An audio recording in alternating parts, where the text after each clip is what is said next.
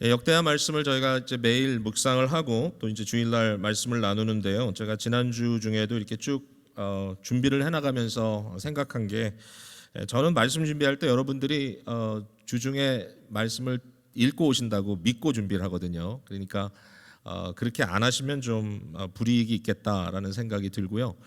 매일 묵상이 사실 좀 벅차고 힘든 분들도 계실 거예요. 시간상 참 어렵다. 그렇더라도 주말이라도 좀 시간을 내셔서, 길지 않으니까 그 한 주간의 말씀을 한번 여러분이 그래도 좀 읽고 또 이렇게 좀 패밀리어해지게 여러분들이 하시고, 또 주일 말씀을 들으면 훨씬 더 여러분들에게 좀 이해도 빠르고 은혜가 되리라고 생각합니다.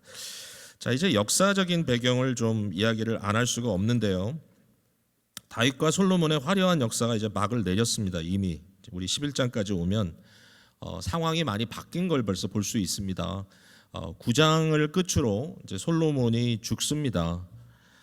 이 세상의 영광은 뭐 길어야 40년이죠. 그러니까 솔로몬의 다스리는 연수가 40년인데 위대한 세대가 맞습니다. Great Generation. 그러나 위대한 세대도 막을 내린다라고 하는 것을 우리가 역사를 볼 때마다 깨닫게 되죠. 저는 이제 요새 많은 목회자들하고 이제 이민교회 교민을 하는 것 중에 하나가 70년대, 80년대를 기점으로 많은 우리 한인 이민자들이, 이제 1세대 이민자들이 미주로 들어왔는데, 이제 그 1세대가 은퇴 연령들이 되셔서 이제 한 제너레이션이 좀 지나간다라는 이제 그런 상황인데, 그 다음 제너레이션은 불과 다음 제너레이션이라 해서 제가 40년 후대를 얘기하는 게 아니라 10년, 20년, 30년 그 뒤를 쫓아가는 사람들의 상황이 무척 다르다. 그러니까 앞서가신 분들하고 물론 사람마다 좀 차이는 있지만 좀 여러 가지 문화도 다르고 삶의 형태도 다르고 많이 다르기 때문에 어떻게 우리가 이민교회 사역을 해나갈 것인가, 그런 고민들을 좀 하거든요. 근데 받아들여야 될 것 같아요. 아무리 위대한 세대, 정말 교회를 부흥시키고 교회에 많은 희생을 치러서 큰 일을 했던 그런 세대가 있다 할지라도 그 세대도 지나간다. 그러면 어떡할 것인가? 한 가지 우리가 여기에 고백할 것은 뭐냐면은, 남는 것은 사실 사람은 아닌 것 같아요. 물론 다음 세대를 키운다 그런 의미는 있지만, 그러나 한 세대가 가면 그분들은 갑니다. 그렇지만 하나님의 약속은 남는다. 이게 역사서를 볼 때마다 우리가 깨닫는 거거든요. 그래서 거기에 소망이 있는 거죠. 그리고 우리가 앞선 세대건 뒷선 세대건 간에 결국 보이지 않는 이 invisible, 비가시적, 불가시적 교회의 일원이기 때문에 우주적 교회 안에서 결국 우린 다 하나가 될 거거든요. 그러니까 믿고 가는 겁니다. 자, 어쨌든 솔로몬은 죽고 솔로몬의 아들 중에 르호보암이라고 하는 사람이 이제 왕이 됩니다. 여기 이름이 굉장히 중요합니다. 르호보암. 왜냐하면 이제 조금 있다가 여로보암이라는 또 다른 사람이 나오기 때문에 이 두 사람의 이름을 여러분이 잘 기억해야 됩니다. 오늘은 이 르호보암이 왕이 되는 것이 당연한 절차다라고 생각을 해서 이제 왕이 됐는데, 왕이 되자마자 처음부터 아주 심각한 정치적인 함정에 빠지는 것을 볼 수가 있어요. 여기 이제 여로보암을 잠깐 얘기를 합시다. 자, 르호보암은 솔로몬의 아들인데 여로보암은 누구냐? 여로보암이라는 사람은 사실은 솔로몬 왕 시대에 등장을 하는 사람이에요. 근데 이 사람은 사실은 하나님께서 부르신 게 맞아요. 그러니까 솔로몬이 이 역대기에는 그의 과오에 대해서 많이 나오지 않지만 열왕기 상에 보면 그 얘기가 나오지 않습니까? 거기에 보면 결국은 많은 이방 여인들을 이렇게 아내로 삼고 저들을 따라 하나님을 온전히 섬기지 못하고 그의 마음이 흐트러지는 모습을 볼 수가 있습니다. 그때에 하나님께서 그를 이렇게 다루는 방법 중에 하나가 뭐냐면은 그의 주위에 가시가 될 만한 사람들을 이렇게 등장시키시는 거예요. 그 이전에 보면은 솔로몬을 감히 대적할 사람이 아무도 없어요. 그러니까 솔로몬을 도리어 찾아와서 그를 흠모하고 그의 지혜에 대해서 듣고 그가 하는 일들에 대해서 배우고 이런 사람들만 있지, 감히 솔로몬에게 반기를 드는 사람이 없는데, 나중에 그런 사람들이 이렇게 나타나기 시작해요. 여로보암은 그 사람 중에 하나인데, 이 여로보암을 큰 용사라고 불렀어요. 그러니까 보통 사람 아니에요. 대단한 사람이에요, 여로보암이. 자, 근데 솔로몬은 이제 죽었습니다. 여로보암이 그 사이에 어디가 있었냐면은 솔로몬의 눈을 피해 가지고 애굽에 에집트에 가 가지고 거기에서 이제 머물고 있다가 솔로몬이 죽었다라고 하는 소식을 듣고 다시 이스라엘 땅으로 슬그머니 이제 들어온 겁니다. 근데 한 가지 여기 이제 좀 우리가 놀랄 걸 뭐냐면 뭐 놀랄 수도 있고 놀라지 않을 수도 있는데 이 세대 교체라는 게 참 놀라운 것 같아요. 솔로몬이 죽고 나니까 이스라엘의 그 방백들 있잖아요. 아주 그 유력한 사람들, 그러니까 솔로몬을 그토록 지지하고 따랐던 사람들이 그의 아들 르호보암이 아니라 여로보암 편에 서게 됩니다. 그래서 여로보암과 함께 이 르호보암 왕을 시험하는 이제 그러한 이 내용을 볼 수가 있는데 그 내용이 10장에 나와요. 우리가 이제 읽지 않았지만 우리 지난주 여러분 묵상하신 10장의 그 내용을 여러분들이 보았을 겁니다. 뭐 내용은 다른 게 아닙니다. 이제 이 사람들이 이 솔로몬의 아들 르호보암 왕에게 와가지고 이제 이런 얘기를 하는 겁니다. 당신 아버지가 왕으로 다스릴 때 그 기간이 참 길었는데 참 우리가 사실 버거웠다. 이유는 뭐냐면 뭐 다 아시겠지만 성전만 진 게 아니거든요. 더 긴 시간을 들여서 궁궐을 지었죠. 거기에다가 수많은 그 도시들을 또 이렇게 새로 건축했죠.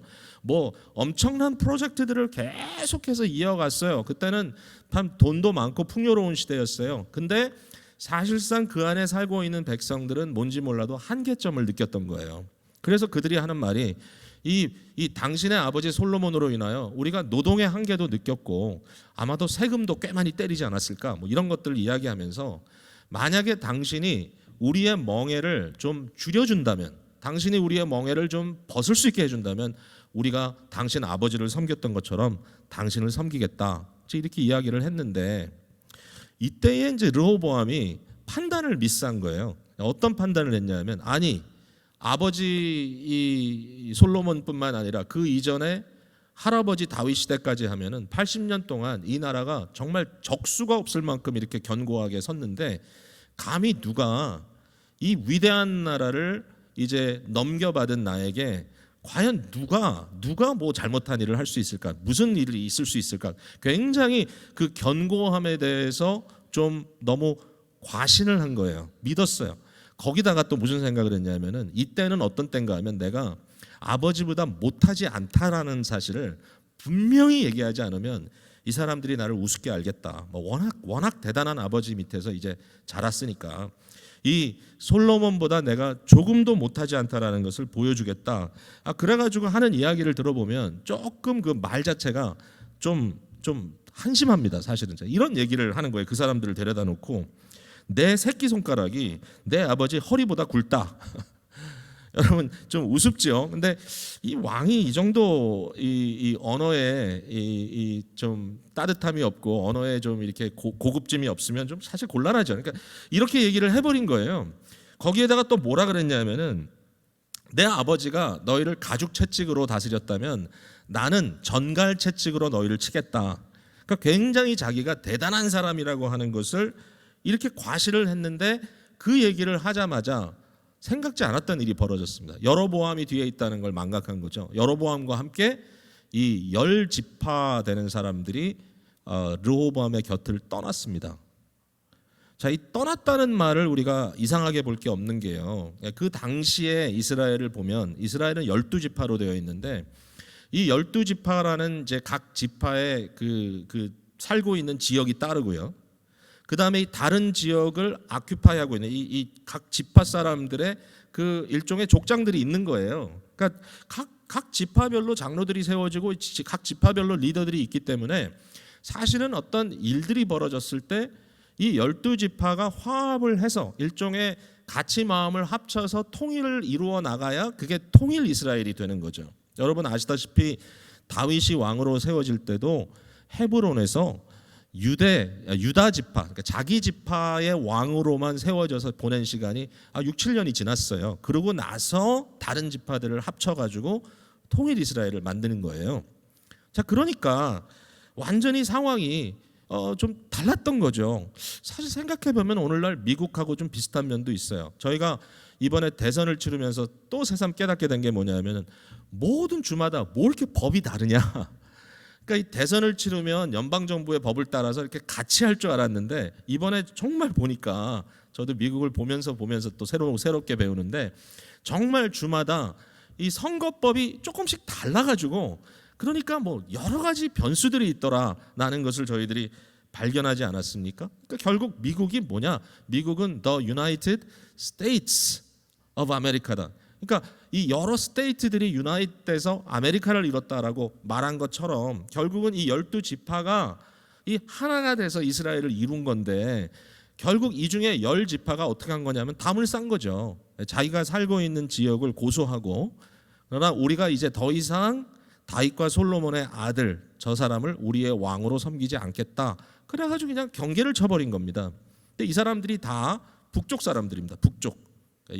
예루살렘의 입장에서 봤을 때는 나중에 보니까 다 가버리고 결국은 2지파밖에 남지가 않았어요. 자, 11장으로 한번 가서 1절을 보시면 르호보암이 예루살렘에 이르러 유다와 베냐민 족속을 모으니 택한 용사가 18만 명이라 그랬습니다. 그러니까 이제 이 르호보암 왕에게 남아 있는 지파는 2지파밖에 안 됩니다. 자기 지파인 유다 지파와 그리고 베냐민 지파가 참 신기하게도 같이 남았습니다.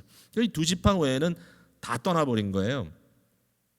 이 전쟁을 해서라도 남북 전쟁을 일으켜서라도 이 상황을 좀 면해야 되겠다. 이 나라를 이렇게 가르면 안 되겠다라고 이렇게 전쟁을 하려고 하지만 하나님께서 막아요. 하나님께서 막습니다.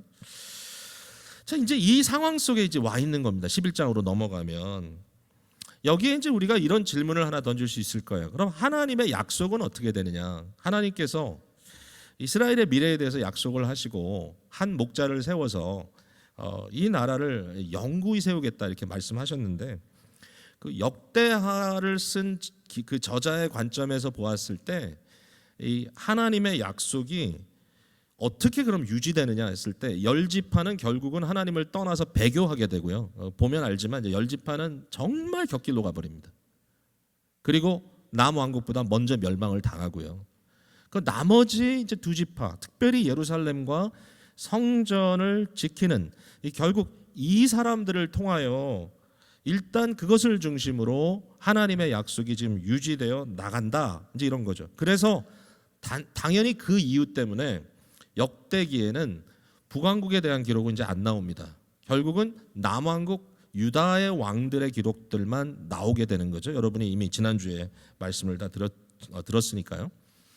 여기 이제 한 가지 우리가 질문할 건 있습니다. 자, 이스라엘이 이렇게 나눠진다는 이런 굉장히 비극적인 상황이 벌어지고 우리의 삶을 봐도 참 이런 나눠짐의 역사들이 있으니까 참 안타까운데 과연 이것이 하나님의 컨트롤 안에 이루어진 것인가?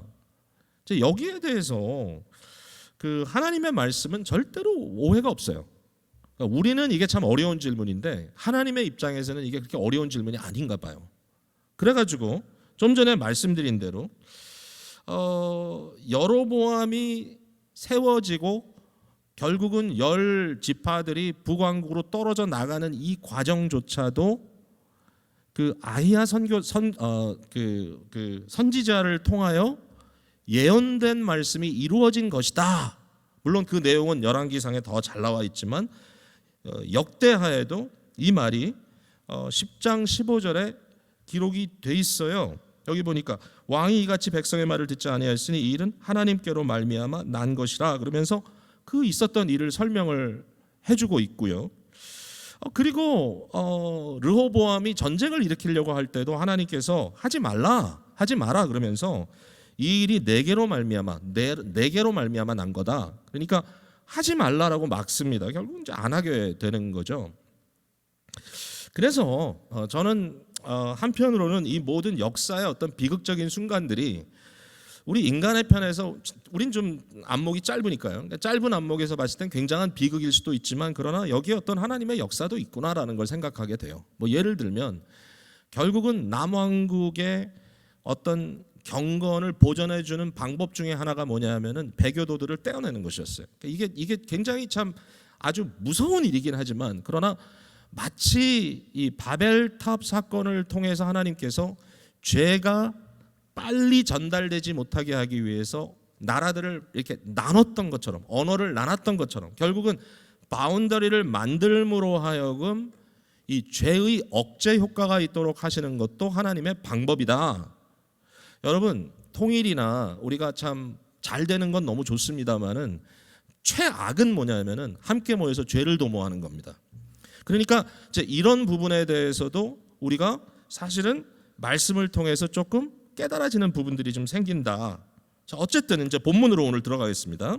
역대하 11장으로 넘어갔을 때 이 본문, 특별히 오늘 본문은 저는 13절에서 17절을 여러분께 말씀드리지 않았습니까? 근데 이 본문 속에 나타나는 굉장히 재미있는 현상이 하나 있습니다. 그건 뭐냐면 르호보암과 여로보암을 이제 두 축으로 해가지고 북왕국은 이제 이스라엘이라고 부르고요, 남왕국은 우리가 유다라고 이렇게 부릅니다. 유다와 이스라엘이 이렇게 나눠지게 됐는데, 이제 재밌는 건 뭐냐면은 북왕국에서 남왕국으로 이주하는 사람들이 생기기 시작했다는 거예요. 자, 이 부분이 열왕기상하에는 크게 기록 안 되는 내용입니다. 그러나 역대기에는 너무나 중요한 어떤 주제로 등장을 하게 되는데요.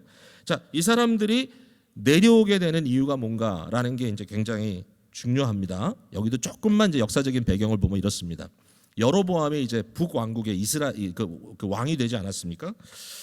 근데 이제 이 왕이 생각을 해보니까 딜레마가 생긴 거예요. 왜냐하면 이스라엘 사람들은 여호와 하나님을 섬기거든요. 근데 여호와 하나님을 섬기면 어떻게 하냐면 1년에 몇 차례씩 예루살렘을 가야 되는 거예요. 하나님의 이름을 둔 곳이다 이렇게 했으니까. 그러니까 예루살렘의 성전을 중심으로 해가지고 이 열지파도 예배를 하고 있는데, 만약에 북왕국 이스라엘 사람들이 예배하기 위해서 남왕국으로 1년에도 몇 번씩 주기적으로 순례를 하게 되면 어떻게 되겠는가? 자기의 이 정치적인 입지가 굉장히 좀 불안하다라는 생각을 하게 된 겁니다. 이게 이제 용기가 없는 사람인 거죠. 이때에 이 사람이 고안해낸 것이 뭐냐면, 그러면 내가 이 이스라엘 백성들이 예루살렘까지 갈 필요가 없게 내 나름대로 어떤 종교적인 문제를 좀 해결해 주겠다, 이런 마음을 갖게 된 겁니다. 이제 이게 참 이 정치가들 중에 이렇게 자기 마음대로 하는 사람들이 뭐 많이 정치가들이 그럽니다만은 종교를 꼭 이용합니다. 종교를 통해 가지고 결국은 자기에게 집중되도록 하는 그러한 이제 일들을 한단 말이죠. 자, 열왕기상의 이 내용이 좀 자세히 나와 있는데, 열왕기상 12장에 보면은 이 여로보암이 이제 어떤 일을 하냐면은 여러분 참 놀랍습니다. 금송아지를 만들어요. 금송아지를. 그러니까 이게 어디서 들어는 본 거예요. 이스라엘의 역사 속에 금송아지가 나타났고, 그 금송아지를 어떤 사람들이 말하기를 Behold, 보라, 너희를 애굽 땅에서 인도하여 낸 하나님이다, 이렇게 말했던 그 이야기를 들은 기억이 있는 거예요. 어디서. 그래가지고 금송아지를 2마리를 만들어가지고 그 북왕국 이스라엘의 남단 베델에 하나 두고 북단 단에 하나 두고 이래가지고 그 두 곳을 정해서 거기에 가서 순례하도록, 거기에서 하나님을 섬기라, 이렇게 이제 이야기를 하는 겁니다. 똑같이 얘기했습니다. 너희가 다시는 예루살렘에 올라갈 것이 없다. 이스라엘아, 이는 너희를 애굽 땅에서 인도하여 올린 너희의 신들이다. 이렇게 하면서 이 두 금송아지를 섬기게 했던 겁니다. 이걸 보면은 여러분 제일 위험한 게 뭐냐면은, 이제 무식한 게 위험하지만 부분적으로 아는 게 더 위험하다. 아예 모르면 좀 물어보기라도 하지. 어떻게 이런 한심한 짓을 했을까?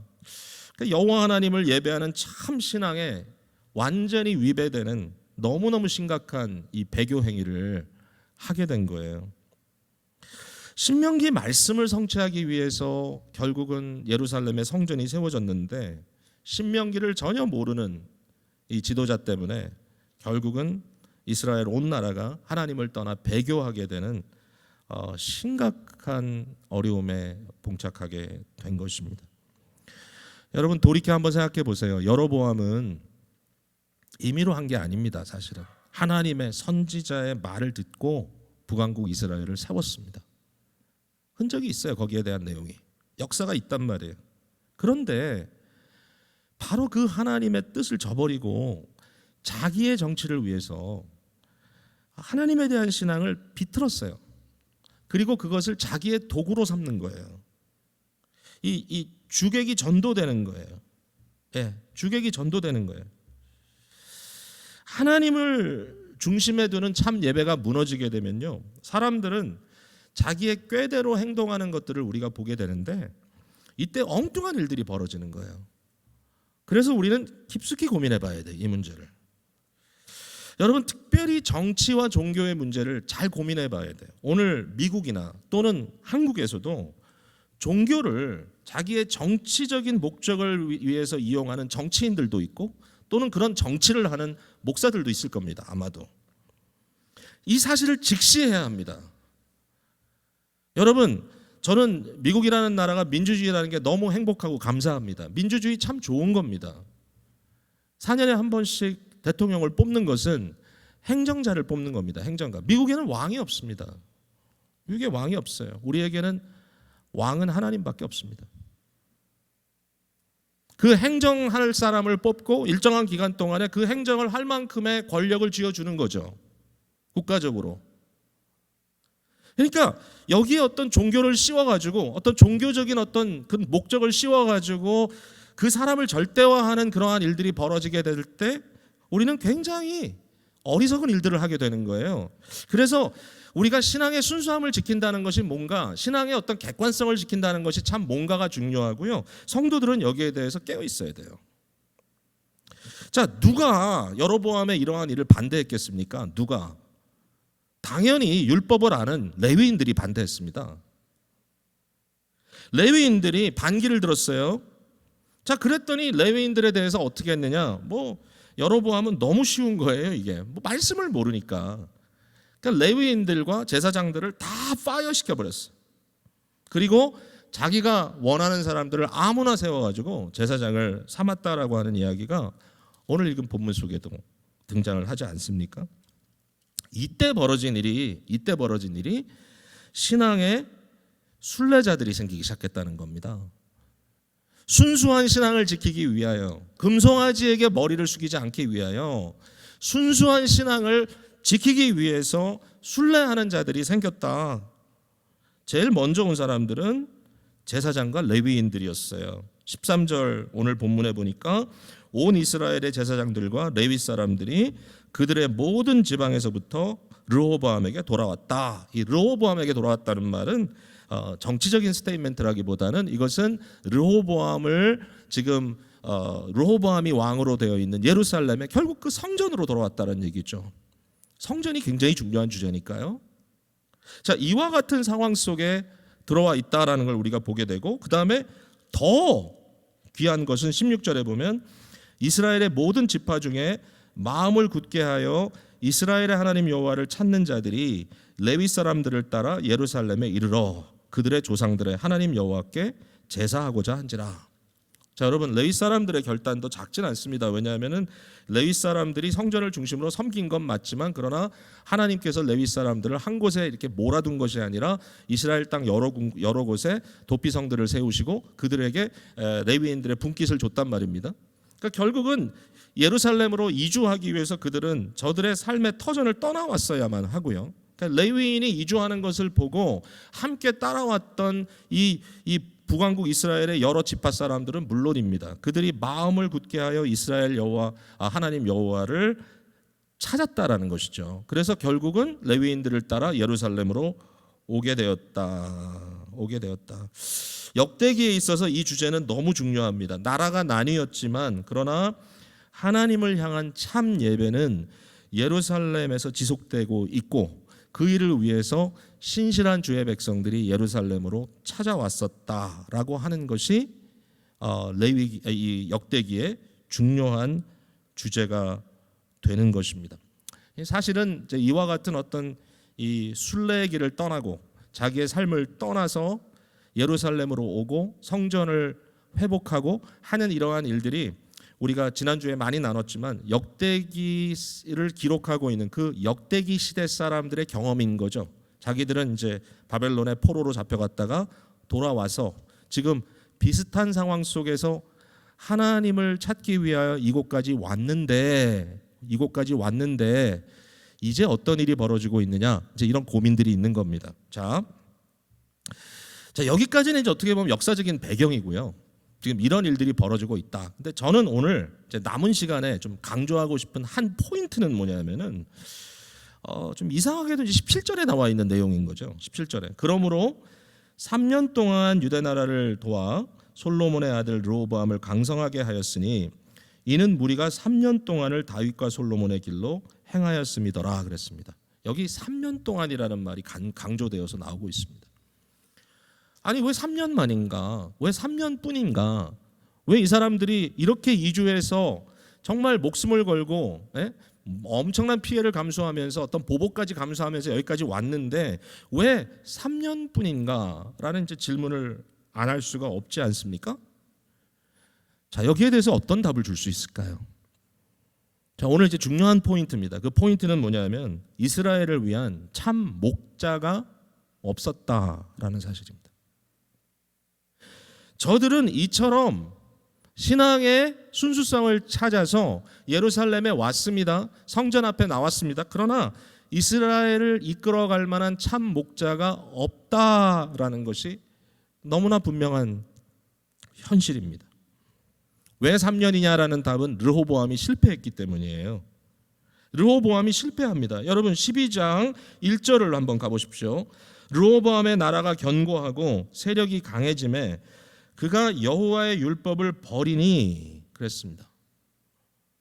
여러분 하나님께서 비록 나라의 많은 부분을 잃었지만 여전히 르호보암과 함께 하시고 르호보암의 나라를 견고하게 세워줬는데 어느 정도 좀 이제 됐다 생각하니까 벌어지는 첫 번째 문제가 뭐냐면 하나님의 말씀을 버리는 거예요.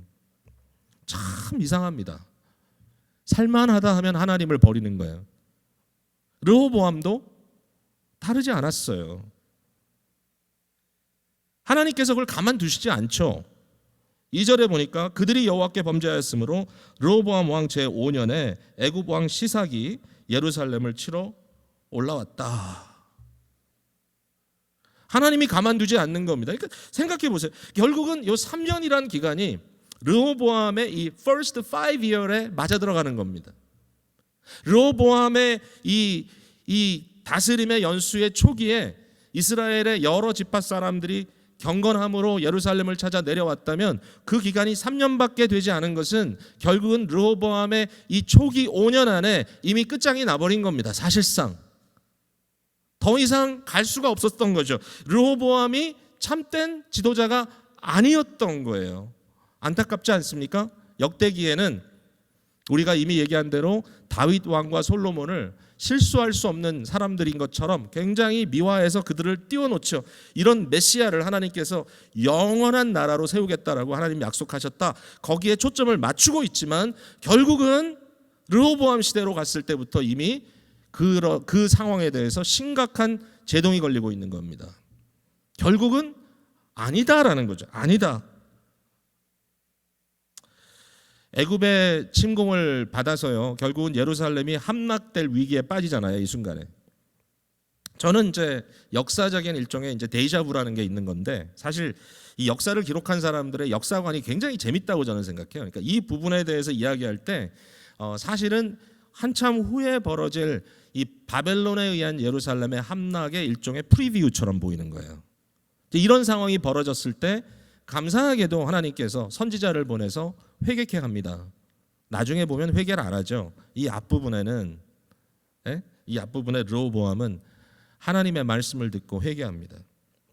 참 감사하게도 겸비하게 하여 스스로 하나님 앞에 엎드렸을 때 하나님께서 예루살렘을 파괴하지 않으시죠. 그대로 두시죠. 그러나 이미 이 시삭, 애굽의 이 바로를 통하여서 결국은 솔로몬이 쌓았던 수많은 영광의 심볼들이 벗겨져 나가기 시작합니다.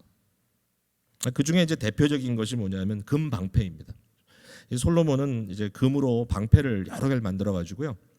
왕이 자기 궁궐에서부터 성전까지 이렇게 오갈 때마다 이 금 방패를 특별히 꺼내 가지고 그걸 가지고 호위하게 만들었어요. 이 금 방패를 다 가져가 버렸어요. 애굽 사람들이. 결국 르호보암은 어떻게 하죠? 노수로 브론즈로 방패를 만들어서 이미테이션을 만들어 가지고 그걸 사용합니다. 롯을 아무리 반들반들 닦아도 황금 아니잖아요. 이제 이러한 상황이 이제 벌어진 것이죠.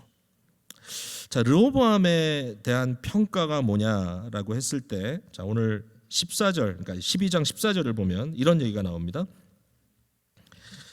같이 한번 읽어볼까요? 12장 14절 시작. 르호보암이 악을 행하였으니 이는 그가 여호와를 구하는 마음을 굳게 하지 아니함이었더라. 여기 여호와를 구하는 마음을 굳게 하지 아니하였다라는 말과 11장 16절로 한번 가보세요. 이스라엘 모든 지파 중에 마음을 굳게 하여 이스라엘의 하나님 여호와를 찾는 자. 비슷한 표현이죠. 사실은 동일한 표현입니다. 이 동일한 표현인데 르호보암의 문제는 뭐냐면은 마음을 굳게 하여 여호와를 찾지 않았다인 것이고요. 반면에 목자를 찾아서 하나님의 이 은혜를 사모함으로 예루살렘까지 왔던 이스라엘의 모든 지파들은 마음을 굳게 하여 이스라엘의 하나님 여호와를 찾았다라는 것입니다. 자, 이게 굉장히 중요한 포인트입니다. 사실은 마음을 굳게 하여 여호와를 찾았다. 이게 무슨 말인가 하고 제가요 좀 더 찾아봤어요. 이 내용이 도대체 원어에는 이 말이 어떻게 써 있나 그랬더니 이게 두 가지의 다른 액션이에요. 하나는 드린다라는 액션이고요, 하나는 찾는다라는 액션이에요. 첫 번째 파트는 뭐냐면요, 마음을 드린다예요. 마음을 드린다. 마음을 굳게 한다가 아니고요. 굳게 한다는 뭔지 몰라도 내가 결심하고 이런 거잖아. 그게 아니라 마음을 드린다. 근데 이 드린다라고 하는 단어의 또 다른 의미는 뭐냐면은 비운다요. 비운다. 이건 굉장히 중요한 단어예요. 마음을 비운다, 마음을 드린다. 이게 뭐냐면 정말 싱글 마인드, 한 마음이에요. 한 마음. 마음이 갈리지 않은 거예요. 이것을 온 마음이라고 부르기도 합니다. whole heart. 갈라지지 않은 하나의 마음. 자기 자신의 생각을 비워내고 이것을 온전히 하나님께 드리고, 그 다음에 세컨 액션은 뭐냐면, 두 번째 액션은 하나님을 찾는다예요. search, seek. 하나님을 구한다. 하나님을 간절히 사모하여 하나님을 찾는다. 온 마음으로 마음을 비워내고 오직 하나님께 온전히 드리면서 하나님을 찾는다. 여러분, 이 말씀이 무슨 말씀인지 생각나세요? 혹시라도 저와 함께 예레미야 29장을 한번 가보십시다. 여러분, 성경을 이제 뒤로 가는 거야. 앞으로 간다고 해야 되겠죠? 1096페이지로 한번 가보세요. 1096페이지. 위에 페이지 넘버를 보시면서 가보세요. 예레미야 29장이 나옵니다.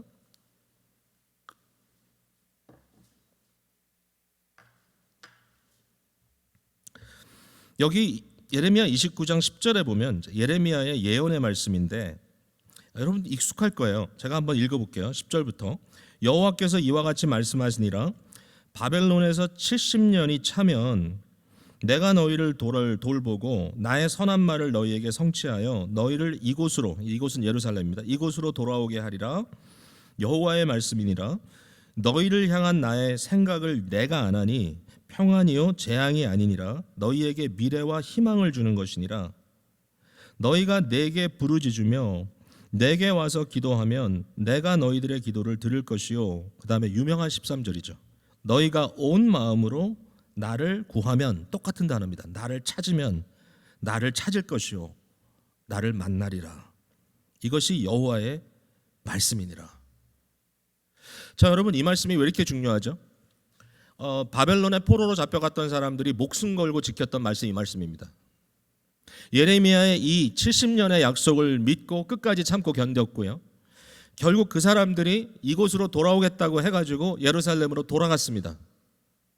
그 척박한 땅으로 다시 돌아가서 무너진 도시를 세웁니다. 성전을 다시 세우죠. 그리고 그들이 뭘 하죠? 여기서 말하는 것처럼 온 마음으로 나를 구하면 나를 찾을 것이다. 여기서 우리가 역대기에서 만났던 똑같은 내용입니다. 르호보암이 하지 않았던 것, 그러므로 그가 하나님을 불신하고 하나님을 배반했던 바로 그 일. 반면에 이스라엘 공동체가 다시 하나님께 회복되려고 하는 그 경건함을 마음속에 불릴 듯 일으키면서, 다는 물론 아니지만 일부 경건한 사람들이 예루살렘으로 다시 모여들었던 바로 그 일, 그들의 마음, 온 마음을 다하여 여호와를 찾는 일. 이게 누굽니까? 역대기 기자들입니다. 지금 역대기 공동체, 역대기를 쓰고 있는 사람들이 이 예레미야 29장의 말씀을 마음속에 품고 그 자리까지 왔는데, 거기에 와서 지금 이스라엘이 회복되기 위하여 저들이 지금 예루살렘에 와서 길을 쓰고 있는데, 문제가 뭐예요? 문제가 역대기 저자의 슬픔이 있는 겁니다. 여기 역대기를 기록하고 있는데 역사를 돌이켜보면서 데자부가 있다 그랬잖아요. 그 옛날 르호보암 시대에 있었던 사건을 다시 돌이켜보면서 그들이 마음속에 갖는 고민이 뭐냐면은, 너희의 온 마음을 다하여 나를 찾으라, 그러면 너희가 찾으리라 하셨는데, 문제는 뭐냐면 왔는데, 예루살렘까지 왔는데, 성전까지 지었는데, 문제가 뭡니까? 자기를 인도할 목자가 없는 거예요. 이스라엘은 왕이 없어요. 역대기 시대에 왕이 없어요.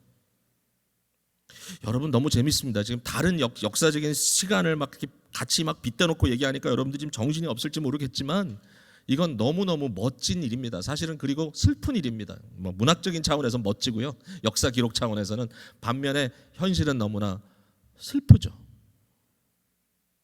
역대기 시대에 역대기를 쓰고 있는 이 구약 마지막 자락에 와 있는 사람들이 이스라엘과 유다의 역사를 읽어보면서 거기에 나와 있는 내용들 속에 자기들의 지금 상황을 비춰보고 있는 겁니다. 제가 역대하를 쭉 이제 좀 살펴보니까 이처럼 북왕국에서 남왕국으로 사람들이 순례를 내려온 게 이때만은 아니에요. 이제 몇 세대 지나고 나서 아사 왕 때 또 유대인들이 예루살렘으로 모여듭니다. 아사 왕 때. 아사는 개혁을 일으킨 왕이거든요. 또 있어요. 히스기야 왕 때. 히스기야는 물론 여러분이 너무나 잘 아듯이 이제 성전의 개혁을 일으키고 명절을 다시 지키게 하고 했던 왕이잖아요. 그래서 이런 왕이 다시 일어날 때 북왕국 이스라엘 사람들이 남왕국으로 순례하는 것을 볼 수가 있습니다. 이것은 역대기가 강조하는 너무나 중요한 주제입니다.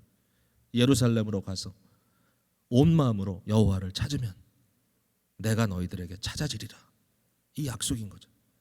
그런데 여러분, 아쉬움이 있어요. 뭐냐?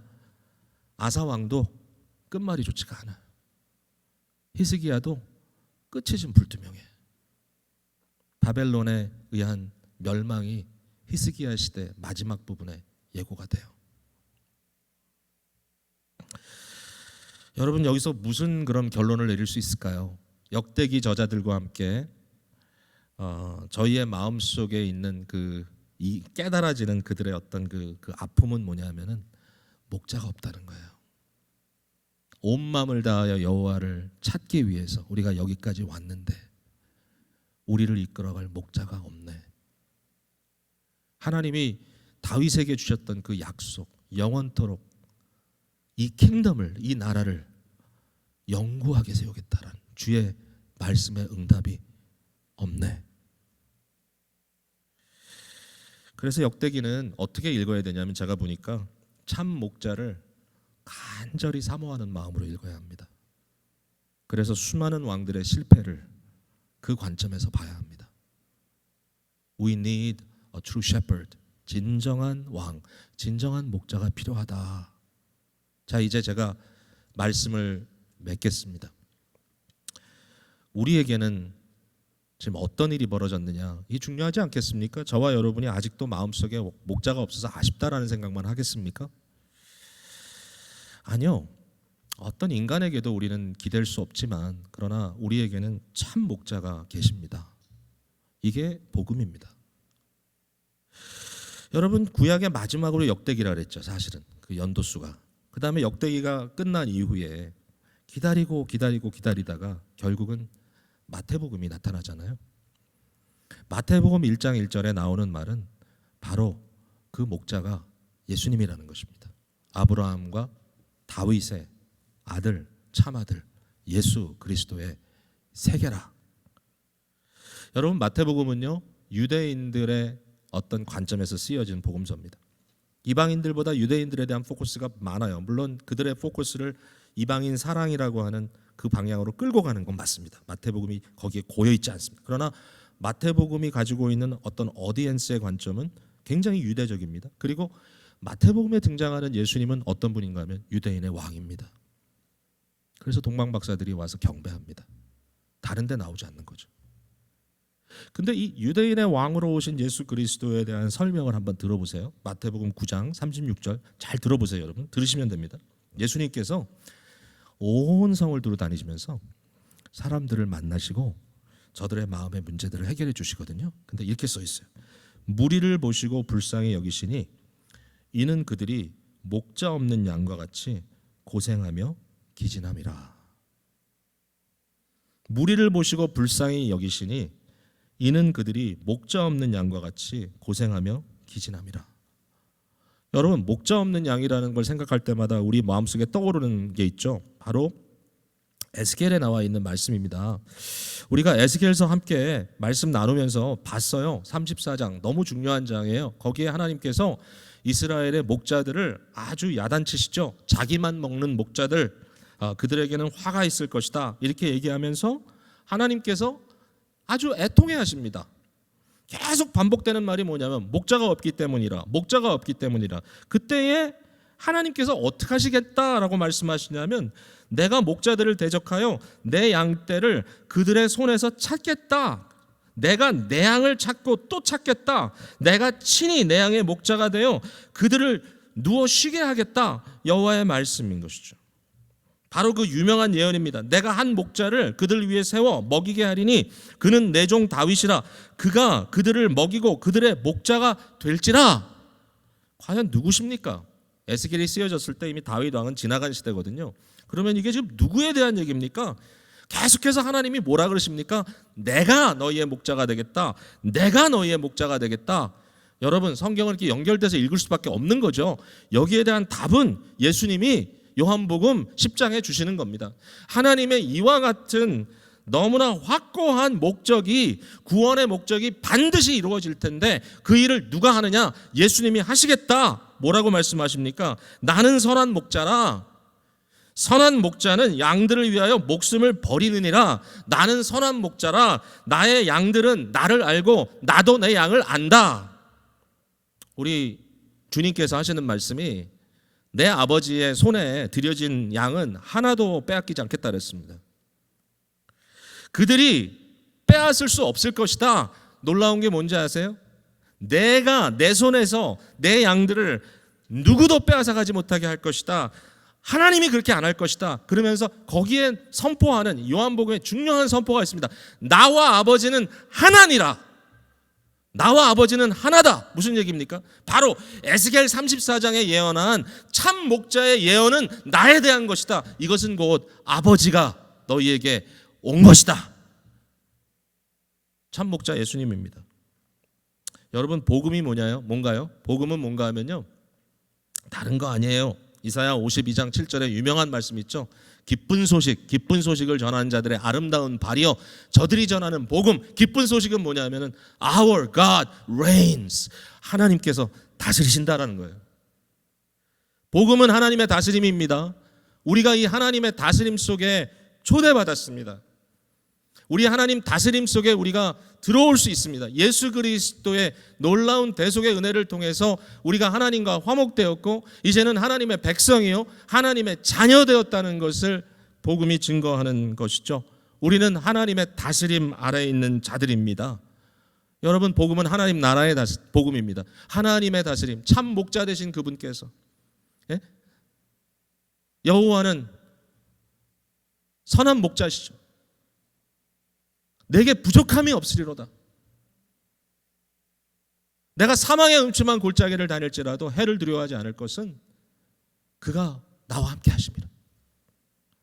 이 여호와 하나님이 그리스도를 통하여 우리에게 주신 이 목자의 이 베풀어 주심, 하나님이 오셔서 우리를 다스려 주시겠다고 하는 이것이 우리에게 진정한 복음인 것이죠.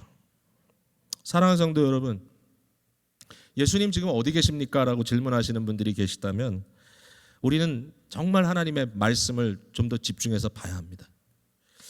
특별히 히브리서는요, 이 시대에 우리를 위해서 쓰여진 책이라고 느껴질 정도로 너무 옳습니다. 너무 맞습니다. 히브리서를 마치면서 예수 그리스도를 이렇게 부릅니다. 양들의 큰 목자이신 우리 주 예수. 양들의 큰 목자이신 우리 주 예수. 예수님이 누구시라고요? 우리의 참 목자신데요. 히브리서에 이렇게 써 있습니다.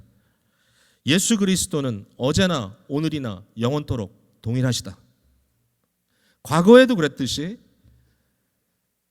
지금도 영원토록 예수님은 동일하신 우리의 목자가 되시고 지금도 그의 영으로 그의 말씀으로 우리를 다스리고 우리를 이끌어가고 계신다. 어떻게 해야 됩니까? 마음은 은혜로서 굳게 하라, 그런 말씀이 나오고요. 뿐만 아니라 히브리서 12장 2절에 그 유명한 말씀이죠. 믿음의 주요 온전케 하신 이인 예수를 바라보자. 오늘 이 시간에 여러분들께 이 복음의 말씀을 전합니다. 하나님 우리를 다스리고 계시고요. 어느 누구도 하나님의 자비로운 손에서 우리를 빼앗아갈 자가 없습니다. 사나 죽으나 그렇습니다. 현세 내세 어떠한 일들이 우리 앞에 닥친다 할지라도 궁극적인 하나님의 약속은 절대로 실패하지 않습니다. 예수 그리스도 때문에 우리의 마음을 비워내고 오직 전적으로 주께 드리는 이 전심으로 주를 찾으면 주께서 오늘도 우리를 만나 주실 것이다. 저는 이것을 망각하고 살아가는 사람들은 종교는 그냥 액세서리에 불과하다고 생각합니다. 오늘도 주님을 전심으로 찾으시고 주님과 동행하시는 여러분들 되시기를 간절히 바랍니다. 우리 함께 기도할게요.